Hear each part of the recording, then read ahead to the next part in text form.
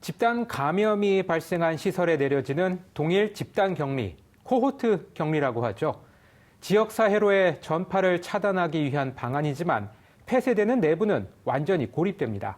특히 이 코호트 격리 조치가 주로 내려지는 요양원 등 사회복지생활시설은 혼자 힘으로 대처할 수 없는 어르신이나 장애인들이 많아 생명까지 위협받고 있습니다.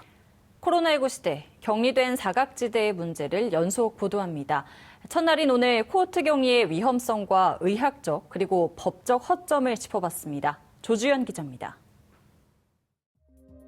국내 최초의 코호트 격리 실험장이었던 청도 대남병원. 감염된 환자들은 방 하나에 6명에서 8명이 살던 상태 그대로 격리됐고 확진자는 100명 넘게 폭증했으며 타 병원으로의 이송 조치가 이루어지기 전까지 사망자는 계속 나왔습니다. 첫 실험장의 실패 후에도 비슷한 사례는 이어졌습니다. 중증장애인 요양시설 여주 라파엘의 집은 2주 넘는 격리 기간 동안 입소자, 직원 등 30명이 넘는 확진자가 발생했고 광주 SRC 재활병원은 27일이라는 최장기간의 격리 속에서 140여 명이 확진됐습니다. 포천의 한 요양원에서는 어제까지 32명이 확진된 가운데 다음 달 4일까지 코호트 격리가 시행됩니다.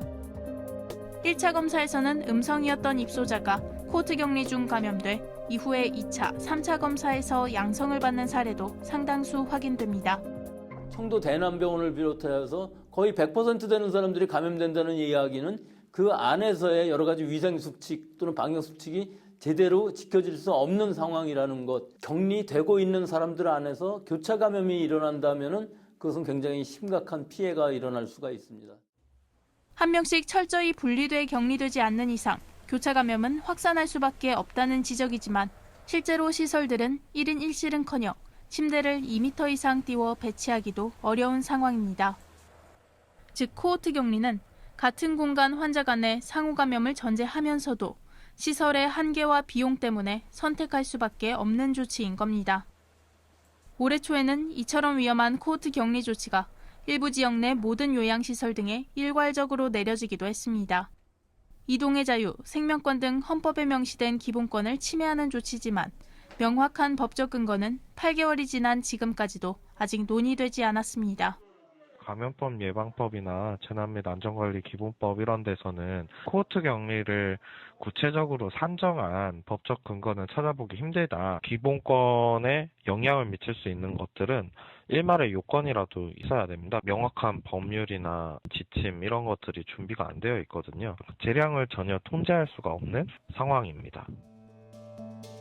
사실상 지역사회를 보호하기 위해 일부의 희생을 강요하는 조치라는 지적이 나오는 이유입니다. 아직 감염이 안 됐는데 감염이 된 사람들과 같이 코호트 격리를 한꺼번에 해버리면 외부만 보호하고 너네는 보호해주지 않겠다라는 메시지나 다름이 없거든요. TBS 조주연입니다.